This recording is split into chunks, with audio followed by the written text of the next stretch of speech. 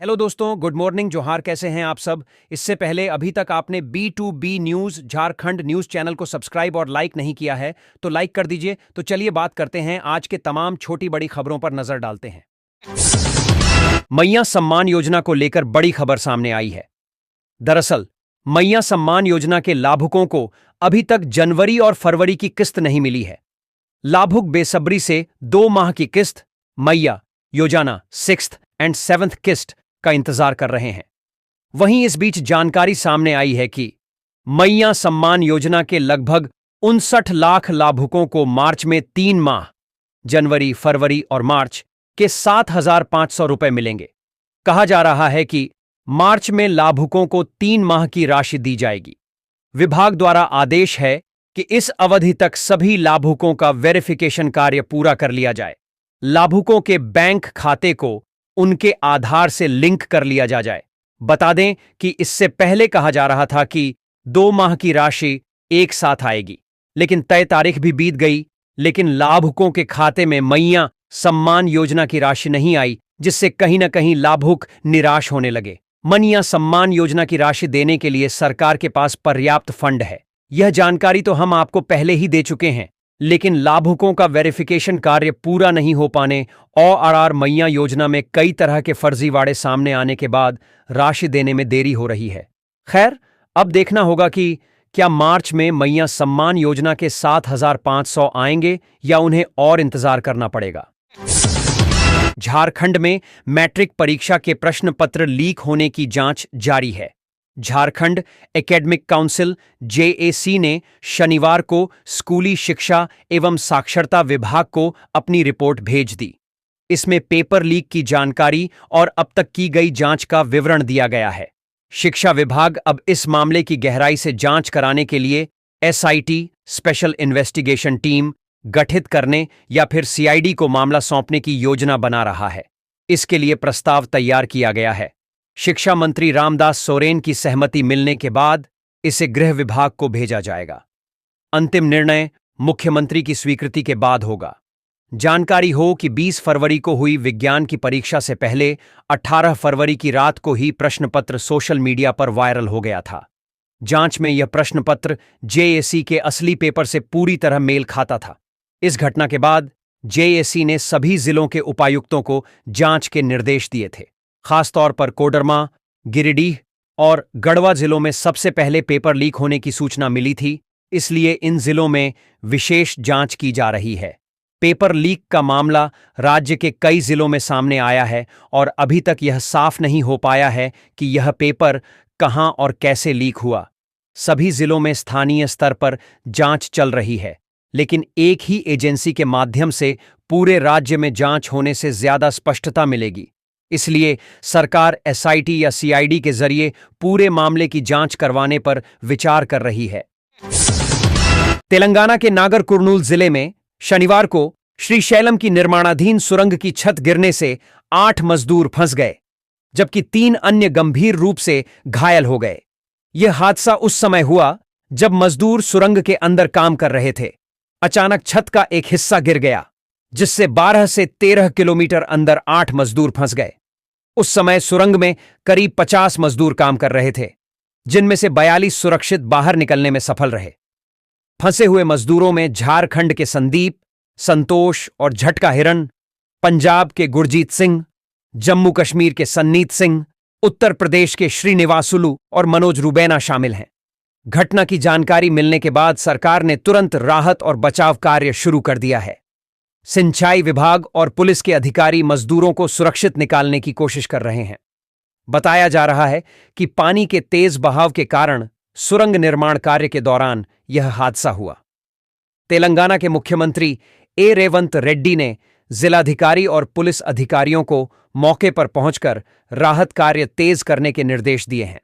वहीं केंद्रीय कोयला मंत्री जी किशन रेड्डी ने भी मजदूरों को जल्द से जल्द बचाने के आदेश दिए हैं। राज्य मंत्री N उत्तम कुमार रेड्डी ने घटनास्थल का दौरा कर स्थिति का जायजा लिया। बचाव दल लगातार सुरंग में फंसे लोगों को सुरक्षित निकालने में जुटा हुआ है। बिहार के छपरा में मैट्रिक परीक्षा में नकल करने न देने पर एक छात्र ने दूसरे पर चाकू से वार परीक्षा केंद्र पर दो छात्रों के बीच विवाद इतान बढ़ गया कि एक छात्र ने दूसरे पर चाकू से हमला कर दिया। यह घटना रिविलगंज थाना क्षेत्र के केसी कॉलेज परीक्षा केंद्र की है। बताया जा रहा है कि पहले की परीक्षा के दौरान कॉपी नहीं दिखाने को लेकर दोनों छात्रों के बीच कहासुनी हुई थी। इसी विवाद के चलते शनिवार को एक छात्र ने दूसरे को चाकू मार दिया, जिससे वह गंभीर रूप से घायल हो गया। घटना की सूचना मिलते ही स्थानीय लोगों ने पुलिस को जानकारी दी। पुलिस ने मौके पर पहुंचकर घायल छात्र को पहले पीएचसी रिविलगंज में भर्ती कराया, जहां प्राथमिक उपचार के बाद उसे छपरा सदर अस्पताल रेफर कर दिया गया।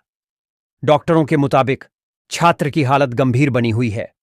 रिविलगंज थाना पुलिस ने मामले की जांच शुरू कर दी है। घायल छात्र का बयान दर्ज कर लिया गया है और हमलावर की गिरफ्तारी के प्रयास किए जा रहे हैं।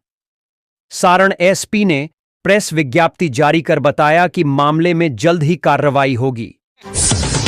सरकार ने राशन कार्ड धारकों के लिए ई-केवाईसी प्रक्रिया को अनिवार्य कर दिया है और इसकी अंतिम तिथि 28 फरवरी 2025 निर्धारित की है। खाद्य आपूर्ति विभाग के अनुसार राज्य में अभी भी 11,64,649 राशन कार्डधारी ऐसे हैं जिनका ई-केवाईसी पूरा नहीं हुआ है। यदि समय रहते यह प्रक्रिया पूरी नहीं की जाती है तो इनका राशन कार्ड रद्द किया जा सकता है। कौन कौन से राशन कार्ड धारकों को कराना होगा ई-केवाईसी? राष्ट्रीय खाद्य सुरक्षा अधिनियम के तहत पीएच, गुलाबी कार्ड, एएवाई, पीला कार्ड के अलावा राज्य खाद्य सुरक्षा योजना के तहत आने वाले हरे राशन कार्ड और अन्य सभी कार्डधारी परिवारों के सभी सदस्यों का ई-केवाईसी अनिवार्य किया गया है। सरकार का यह कदम यह सुनिश्चित करने के लिए उठाया गया है कि केवल वास्तविक जरूरतमंद परिवारों को ही सरकारी योजनाओं का लाभ मिले। रांची के नामकुम थाना क्षेत्र में भीषण सड़क हादसा हो गया। इस हादसे में ड्राइवर समेत 40 युवतियां जख्मी हो गई हैं। मिली जानकारी के अनुसार नामकुम के सिद्रौल इलाके में हादसा हुआ है। इस हादसे में टेक्सटाइल मिल में कार्य करने वाली युवतियां जख्मी हुई हैं। युवतियां बस में बैठकर मिल जा रही थीं। इस दौरान बस और बालू लदे ट्रक से टक्कर हो गई है। टक्कर के बाद बस बेकाबू होकर पेड़ से टकराई, जिससे हादसे हो गया। इसमें 40 युवतियां जख्मी हो गईं, जबकि 4 से 5 युवतियां बेतरह रूप से जख्मी बताए जा रहे हैं। ड्राइवर को भी बेतरह चोट लगी है। वन प्रमंडल की ओर से हिंदुस्तान कॉपर लिमिटेड के सहयोग से पूर्वी सिंहाभूम के मऊ भंडार स्थित फुटबॉल मैदान में रन फॉर वन का आयोजन किया गया। 10 किलोमीटर के इस दौड़ में 3,500 से ज्यादा महिला और पुरुष वर्ग में प्रतिभागी शामिल हुए, जहां मुख्य अतिथि के तौर पर शिक्षा मंत्री Ramdas Soren, PCCF Ashok Kumar, SR Natesh, RCCF Smita Pankaj, DFO Saba Alam Ansari, HCL MD व अन्य अतिथियों ने झंडा दिखाकर रवाना किया। मौके पर शिक्षा मंत्री रामदास सोरेन ने वन संरक्षण और सुरक्षा को लेकर इस जागरूकता दौड़ के आयोजन के लिए विभाग की सराहना की। शिक्षा मंत्री ने वन के महत्व को बताते हुए कहा कि वन है तो हम हैं। उन्होंने बताया कि वन के बगैर जीवन की कल्पना भी नहीं की जा सकती है। झारखंड के संदर्भ में वन जंगल का महत्व और भी बढ़ाया जाता है, जहां दिन की शुरुआत वन पर आधारित दातुन से होती है। जंगल के एक एक पेड़, झाड़, झाड़ी में भी कई तरह के औषधीय गुण हैं। झारखंड प्रदेश जल, जंगल, जमीन के लिए ही जाना जाता है। झारखंड पुलिस एसोसिएशन महासंघ के चुनाव की सरगर्मी बढ़ गई है। महासंघ के अध्यक्ष पद के लिए चुनावी मुकाबला दिलचस्प होता जा रहा है। इसी कड़ी में अध्यक्ष पद के प्रत्याशी राहुल कुमार मुर्मू अपने प्रचार अभियान को पूरी ताकत से आगे बढ़ा रहे हैं। रविवार को राहुल कुमार मुर्मू अपने समर्थकों और अपने ग्रुप के सभी प्रत्याशियों के साथ संथाल परगना के जामताड़ा जिला पहुंचे। यहां उन्होंने झारखंड पुलिस एसोसिएशन शाखा जामताड़ा के सभी सदस्यों से मुलाकात की और अपने प्रत्याशियों को समर्थन देने की अपील की। सभा को संबोधित करते हुए राहुल कुमार मुर्मू ने कहा, यह पुलिस एसोसिएशन शाखा केवल एक संगठन नहीं, बल्कि मेरा परिवार है। इस परिवार के हर सदस्य की भलाई और बेहतरी के लिए मैं हमेशा तत्पर रहूंगा। उन्होंने भरोसा दिलाया कि यदि वे चुनाव में विजय प्राप्त करते हैं तो एसोसिएशन के सभी सदस्यों के हितों को प्राथमिकता दी जाएगी और उनके कल्याण के लिए ठोस कदम उठाए जाएंगे। संथाल परगना के जामताड़ा में आयोजित इस बैठक में बड़ी संख्या में पुलिसकर्मी और एसोसिएशन के सदस्य उपस्थित रहे। राहुल कुमार मुर्मू ने अपने चुनावी मुद्दों को स्पष्ट करते हुए कहा कि उनका उद्देश्य केवल चुनाव जीतना नहीं, बल्कि पुलिस एसोसिएशन को एक नई दिशा देना है। उन्होंने कहा कि झारखंड पुलिसकर्मियों की विभिन्न समस्याओं के समाधान के लिए वे प्रभावी रणनीति तैयार कर रहे हैं और चुनाव जीतने के बाद इसे प्राथमिकता से लागू करेंगे। राहुल कुमार मुर्मू ने पुलिस एसोसिएशन की मजबूती और पुलिसकर्मियों के अधिकारों की रक्षा के लिए कई महत्वपूर्ण वादे किए। उन्होंने कहा कि यदि वे महासंघ के अध्यक्ष पद पर काबिज होते हैं तो निम्नलिखित बिंदुओं पर विशेष ध्यान दिया जाएगा: पुलिसकर्मियों के हितों की सुरक्षा, उनके वेतन, भत्तों और प्रमोशन संबंधी समस्याओं का निवारण, ड्यूटी के दौरान कल्याणकारी योजनाओं को लागू करना, पुलिसकर्मियों के परिवारों के लिए विशेष सुविधाएं, काम के घंटे और वर्किंग कंडीशंस को बेहतर बनाना, ओवरटाइम ड्यूटी और अन्य व्यवस्थाओं में सुधार, झारखंड पुलिस एसोसिएशन को और अधिक संगठित और प्रभावशाली बनाना ताकि यह हर पुलिसकर्मी की आवाज बन सके। जामताड़ा में हुए इस प्रचार अभियान के दौरान पुलिसकर्मियों में जबरदस्त जोश देखा गया। महासंघ चुनाव को लेकर चर्चाएं तेज हो गई हैं और हर उम्मीदवार अपनी जीत सुनिश्चित करने में लगा है। अब देखना यह होगा कि आगामी चुनाव में झारखंड पुलिस एसोसिएशन महासंघ की कमान किसके हाथों में जाती है। क्या राहुल कुमार मुर्मू की रणनीति और मजबूत प्रचार अभियान उन्हें जीत दिला पाएगा या मुकाबले में कोई और प्रत्याशी बाजी मार लेगा? यह तो चुनाव परिणाम के बाद ही साफ होगा। भाजपा के प्रदेश अध्यक्ष और पूर्व मुख्यमंत्री बाबूलाल मरांडी ने कहा है कि मैट्रिक परीक्षा पेपर लीक के बाद पुलिस अंधेरे में तीर चला रही है। सरकार या पुलिस प्रशासन अब तक तय नहीं कर पाई है कि मैट्रिक पेपर लीक मामले की जांच सीआईडी करेंगी एसआईटी। बाबूलाल मरांडी ने रविवार को सोशल मीडिया एक्स पर लिखा है कि इस बीच सूचना है कि पुलिस ने एक ही नाम के 2 युवकों की गिरफ्तारी की है।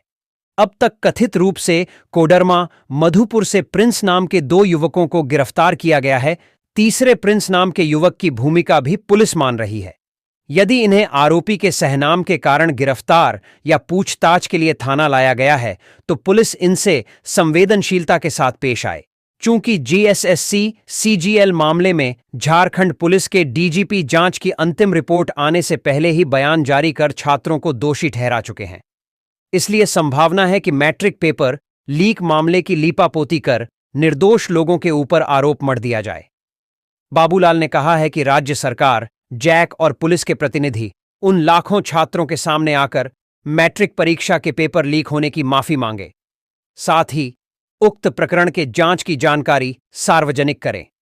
जांच के नाम पर निर्दोष युवाओं के साथ पुलिस की ज्यादती बर्दाश्त नहीं की जाएगी। सड़क से लेकर सदन तक इसका करारा जवाब दिया जाएगा। झारखंड को शर्मसार कर देने वाले मैट्रिक परीक्षा पेपर लीक के बाद पुलिस अंधेरे में तीर चला रही है। सरकार या पुलिस प्रशासन अब तक तय नहीं कर पाई है कि मैट्रिक पेपर लीक मामले की जांच सीआईडी करेंगी एसआईटी। इस बीच सूचना है कि पुलिस ने एक ही नाम के 2 युवकों की गिरफ्तारी की है। अब तक कथित। हेलो दोस्तों, गुड मॉर्निंग, जोहार, कैसे हैं आप सब। इससे पहले अभी तक आपने B2B news Jharkhand news channel को सब्सक्राइब और लाइक नहीं किया है तो लाइक कर दीजिए। तो चलिए बात करते हैं आज के तमाम छोटी बड़ी खबरों पर नजर डालते हैं। झारखंड में मैट्रिक परीक्षा के पेपर लीक मामले में पुलिस को कई अहम जानकारियां मिली हैं। साथ ही कई अहम डिजिटल साक्ष्य बरामद हुए हैं। इसके आधार पर छापेमारी की जा रही है। साथ ही पेपर लीक गिरोह के सदस्यों की गिरफ्तारी की जा रही है। झारखंड के डीजीपी अनुराग गुप्ता ने साफ कर दिया है कि मामले में किसी को भी बख्शा नहीं जाएगा। मैट्रिक पेपर लीक मामले में पुलिस की जांच और कार्रवाई तेज हो गई है। डीजीपी अनुराग गुप्ता ने रविवार को पत्रकारों से बातचीत में कहा कि पेपर लीक के तार कोडरमा से जुड़े पाए गए हैं और कोडरमा से ही कई लोगों की गिरफ्तारी भी हुई है। इस पेपर लीक में शामिल सभी लोगों पर कानून का शिकंजा कसा जा रहा है। बरामद डिजिटल डिवाइस से कई तरह की जानकारियां मिल रही हैं जिन पर कार्रवाई की जा रही है। डीजीपी अनुराग ने कहा कि जांच के दौरान झारखंड पुलिस को एक नई बात पता चल रही है कि कुछ लोग इंटरनेट और यूट्यूब पर पुराने प्रश्न पत्र अपलोड कर अफवाह फैलाकर लोगों को भ्रमित करने की कोशिश कर रहे हैं। उन्होंने ऐसे लोगों को सख्त चेतावनी देते हुए कहा कि अगर कोई भी राज्य के मासूम बच्चों को प्रभावित करने की कोशिश करेगा तो झारखंड पुलिस उसे सलाखों के पीछे भेजेगी।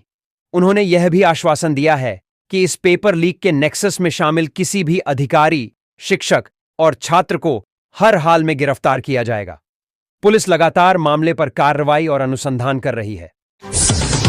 मैट्रिक परीक्षा के पेपर लीक मामले में कोडरमा पुलिस ने मुफ्फसिल थाना क्षेत्र सिहोडीह के एक कोचिंग सेंटर से 7 स्टूडेंट्स को हिरासत में लिया है। हिरासत में लिए स्टूडेंट्स से पूछताछ की जा रही है। इस पूछताछ में कोडरमा और गिरिडीह के पुलिस अधिकारी शामिल थे। बता दें कि झारखंड एकेडमिक काउंसिल जेएसी की 10वीं बोर्ड परीक्षा के विज्ञान और हिंदी के पेपर लीक हो गए थे। विज्ञान और हिंदी विषय के प्रश्न पत्र सोशल मीडिया पर भी वायरल हुए थे।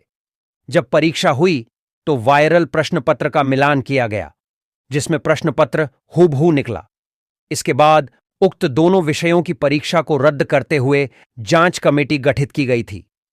वहीं जांच के लिए गिरिडीह और कोडरमा जिलों में अलग अलग टीमें बनाई गई हैं। जांच के दौरान कोडरमा पुलिस 2 लोगों को गिरफ्तार कर जेल भेज चुकी है। वहीं कोडरमा पुलिस गिरिडीह पहुंची और एक कोचिंग सेंटर में पढ़ने वाले 7 स्टूडेंट्स को हिरासत में लिया। दोनों जिलों के पुलिस अधिकारी स्टूडेंट्स से गिरिडीह के नगर थाने में पूछताछ कर रहे हैं। गिरिडीह जिले के जमुआ में देसी पिस्तौल बनाने का काम किया जा रहा था। इसका खुलासा जिला पुलिस, एटीएस और बंगाल एसटीएफ ने किया है।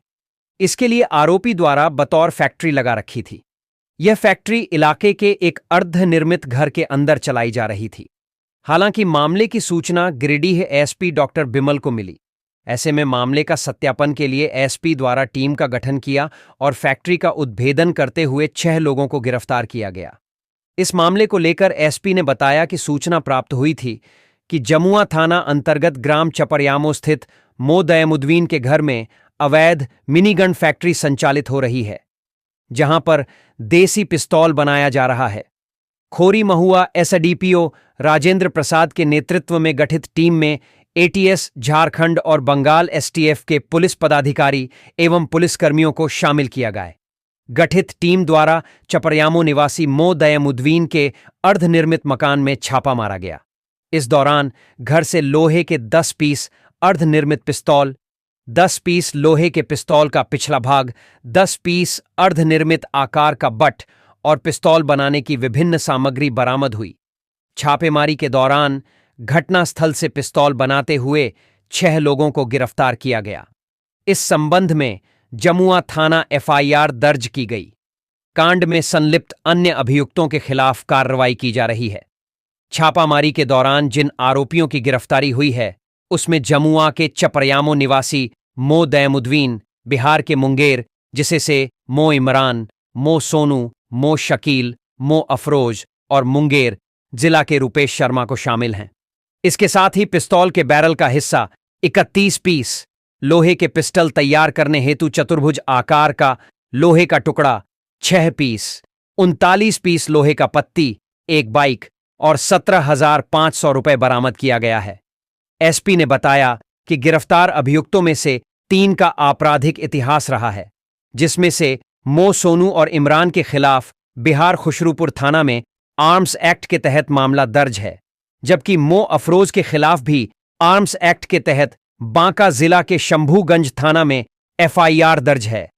इस छापामारी टीम में Khori Mahua SDPO Rajendra Prasad, ATS DSP Rohit Kumar Rajwar, Jamua inspector Rohit Mahto, ATS के अवर निरीक्षक संदीप बागवार, बंगाल एसटीएफ के पुलिस पदाधिकारी और पुलिसकर्मी शामिल रहे।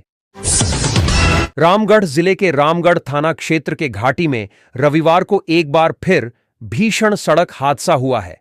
अनियंत्रित ट्रेलर डिवाइडर को जोरदार टक्कर मारते हुए रेलिंग को तोड़ते हुए डिवाइडर पर चढ़ गया, जिसके कारण रेलिंग्स डेचकी के बीचों बीच बिखर गई।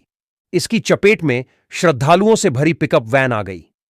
हादसे में 10 श्रद्धालु घायल हो गए हैं, जिनमें से 4 की हालत गंभीर है। घटना के बाद घायल लोगों को रामगढ़ सदर अस्पताल में भर्ती कराया गया, जहां डॉक्टर ने गंभीर रूप से घायल लोगों को रांची रेफर कर दिया है। बता दें कि पिकअप वैन प्रयागराज महाकुंभ जा रही थी। इसी क्रम में हादसा हो गया। घटना के बाद रांची पटना मुख्य मार्ग NH-43 का एक लेन पूरी तरह जाम हो गया। जानकारी के अनुसार ट्रेलर रांची की ओर से रामगढ़ की ओर जा रहा था। इसी क्रम में चुटुपालू घाटी क्षेत्र में अनियंत्रित होकर डिवाइडर से जा टकराया और रेलिंग को तोड़ते हुए डिवाइडर के बीचों बीच 4H गया। ट्रेलर ने इतनी जोरदार टक्कर मारी थी कि रेलिंग बुरी तरह क्षतिग्रस्त होकर सड़क के बीचों बीच पूरी तरह से फैल गया, जिसकी चपेट में आगे जा रही पिकअप वैन आ गई और सड़क के बीचों बीच पलट गई। हादसे में पिकअप वैन में सवार श्रद्धालु इस दुर्घटना में घायल हो गए, जिसके बाद घाटी क्षेत्र में अफरा तफरी मच गई।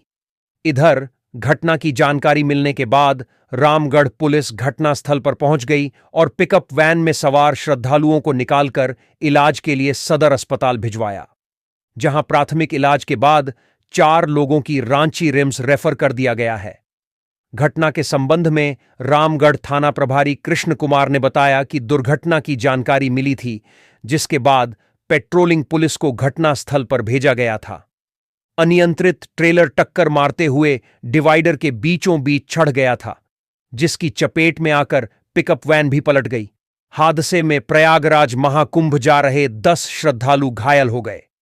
घायलों को इलाज के लिए रामगढ़ सदर अस्पताल में भर्ती कराया गया था, जिनमें से 4 लोगों की गंभीर स्थिति को देखते हुए रांची रेफर कर दिया गया है। दुर्घटना के कारण रांची से रामगढ़ मुख्य सड़क का एक लेन पूरी तरह से जाम हो गया। फिलहाल सड़क को एक वे किया गया है। दुर्घटनाग्रस्त दोनों वाहनों को सड़क से हटाने के लिए 2-2 क्रेन लगाए गए हैं। जल्द ही दुर्घटनाग्रस्त वाहनों को हटाकर दोनों लेन को चालू कर दिया जाएगा। झारखंड विधानसभा का छठा बजट सत्र सोमवार से शुरू हो रहा है। इसे लेकर रविवार को सत्ता पक्ष और विपक्ष की अलग अलग बैठकें होंगी। सत्ता पक्ष की बैठक ATI में होगी, जिसकी अध्यक्षता मुख्यमंत्री हेमंत सोरेन करेंगे, जबकि बीजेपी विधायकों की बैठक पार्टी कार्यालय में होगी।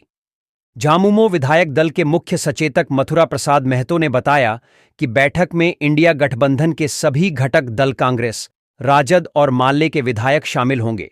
इसमें विपक्ष के हमलों का जवाब देने और सरकार की उपलब्धियों को सामने रखने की रणनीति बनेगी। सत्ता पक्ष का दावा है कि विपक्ष के पास कोई ठोस मुद्दा नहीं है, फिर भी हर सवाल का जवाब पूरी तैयारी के साथ दिया जाएगा। 24 फरवरी से 27 मार्च तक चलने वाले सत्र के दौरान जिला प्रशासन ने विधानसभा परिसर के 750 मीटर के दायरे में निषेधाज्ञा लागू कर दी है।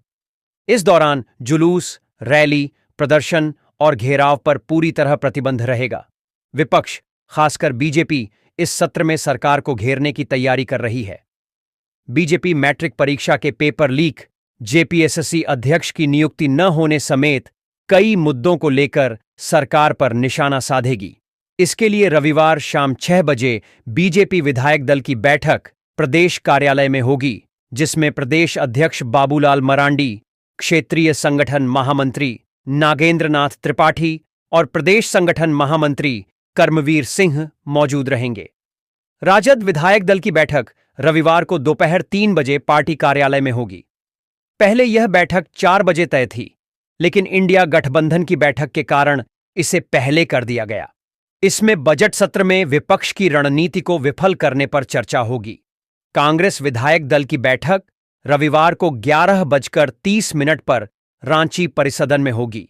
इसमें प्रदेश प्रभारी के राधु और प्रदेश अध्यक्ष केशव महतो कमलेश भी शामिल होंगे। कांग्रेस सदन में विपक्ष के हंगामे से निपटने के लिए अपने रणनीति तय करेगी।